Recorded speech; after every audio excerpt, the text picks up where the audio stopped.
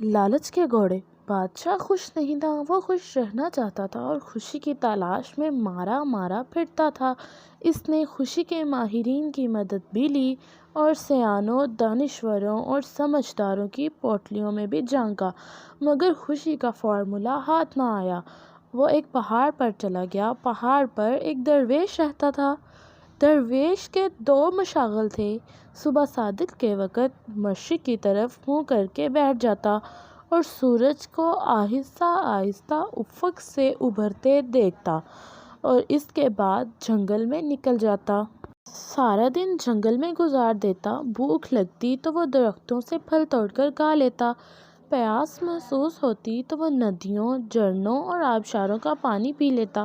درویش کے پاس رہنے کے لیے ایک کٹیا تھی۔ وہ رات کٹیا میں آ جاتا تھا۔ درویش کے پاس سردیوں کے لیے 2 کمبل تھے، گرمیوں کے لیے کھلا آسمان اور ٹھنڈی زمین تھی، اور کپڑے لینے کی ضرورت زائرین پوری کر دیتے تھے۔ درویش کے پاس اس کے علاوہ کچھ نہیں تھا، لیکن وہ اس کے باوجود خوش تھا۔ بادشاہ اس کی خوشی کی وجہ دریافت کرنے کے لیے درویش کے پاس گیا۔ درویش نے سنا، قہقہ لگایا، لکڑی کی کڑواہٹ پہنی اور بادشاہ سے کہا، بادشاہ سلامت، میں اس کا جواب آگ پہ دربار میں جا کر دوں گا۔ بادشاہ نے درویش کو گھوڑے پر بٹھایا اور دارالخلافہ آ گیا۔ درویش نے درخواست کی، اب آپ کسی ضرورت مند کو بلائیے۔ بادشاہ نے عرضیوں کی ٹرے سے ایک خط نکالا۔ وہ خط وزیر کے حوالے کیا اور ضرورت مند کو طلب کرنے کا حکم دے دیا۔ ضرورت مند کو دربار میں حاضر کر دیا گیا۔ درویش نے بادشاہ کے کان میں سرگوشی کی، آپ حکم جاری کریں، اے ضرورت مند، تم جاؤ، میری سلطنت میں دوڑو، تم سورج غروب ہونے تک زمین پر جتنا بڑا دائرہ بنا لوگے وہ زمین تمہاری ہو جائے گی۔ بادشاہ نے ضرورت مند کو حکم دے دیا۔ حکم جاری ہونے کے بعد بادشاہ، درویش اور درباری محل کے سامنے کرسیاں بچھا کر بیٹھ گئے۔ ضرورت مند کو لکیر کھینچ کر ایک مقام پر کھڑا کر دیا گیا۔ بادشاہ کا رومال ہلا اور ضرورت مند نے دوڑنا شروع کر دیا۔ ضرورت مند نے دوڑ کے آغاز میں وقت کو 2 حصوں میں تقسیم کر دیا، صبح سے ظہر تک آگے جانا اور ظہر سے مغرب تک واپسی کا سفر۔ ضرورت مند کا خیال تھا یوں وہ زمین کا بہت بڑا ٹکڑا ہتھیا لے گا۔ ضرورت مند سرپٹ بھاگتا رہا۔ ظہر کے وقت اس نے 400 ایکڑ زمین گھیر لی۔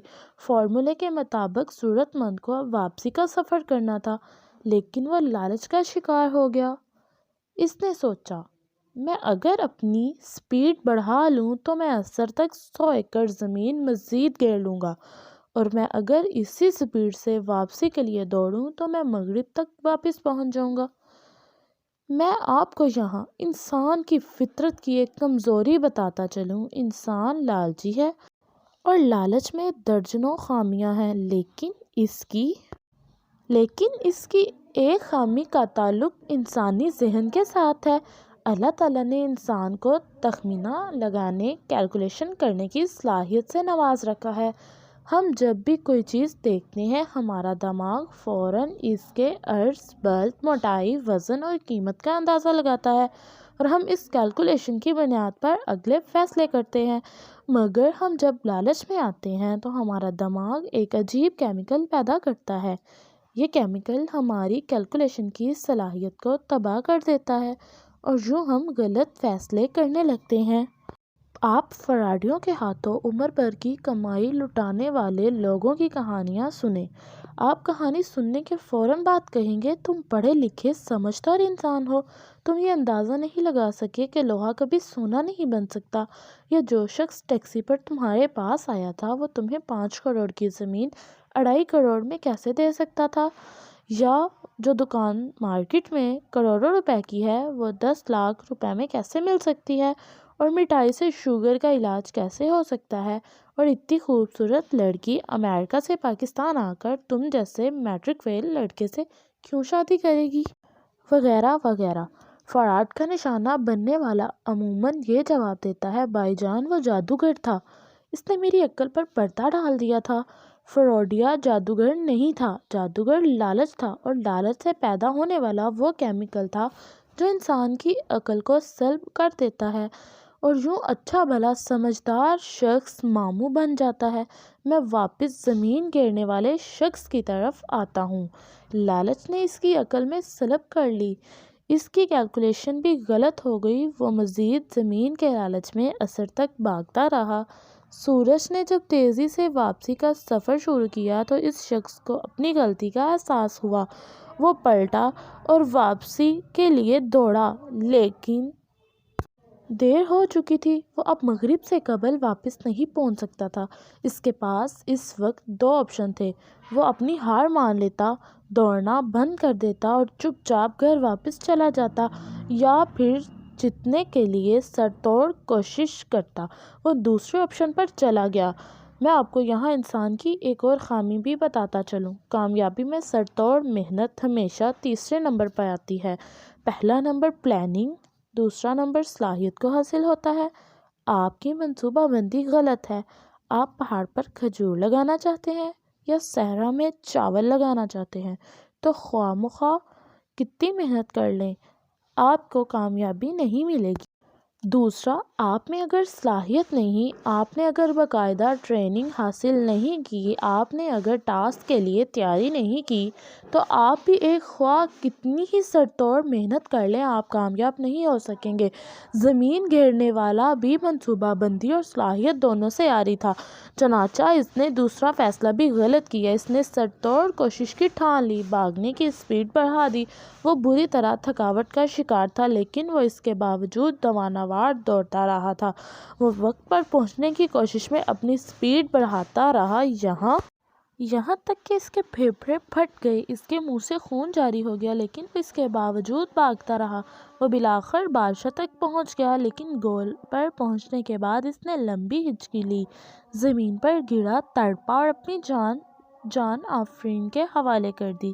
وہ زمین جیت گیا تھا، لیکن زندگی ہار گئی۔ درویش اپنی جگہ سے اٹھا، زمین پر گرے شخص کے قریب آیا، ہاتھ سے اس کی کھلی آنکھیں بند کی، بادشاہ کو قریب بلایا اور اس بد نصیب شخص کی لاش دکھا کر بولا، بادشاہ سلامت، ہرس کے بیپاری کبھی خوش نہیں رہ سکتے۔ یہ شخص مجھ سے بہتر زندگی گزار رہا تھا۔ میرے پاس کپڑوں کا ایک جوڑا، لکڑی کے جوتے، دو کمبل اور ایک پیالے کے سوا کچھ نہیں۔ میں شہر سے کوسوں دور پہاڑ پر رہتا ہوں، پھل کھاتا ہوں اور ندیوں کا پانی پیتا ہوں، لیکن خوش ہوں، کیونکہ میں لالچ نہیں کرتا۔ جبکہ آپ میرے مقابلے میں اس شخص کے احساس سے دیکھیے، یہ شخص مجھ سے 1000 درجے بہتر ہوگا۔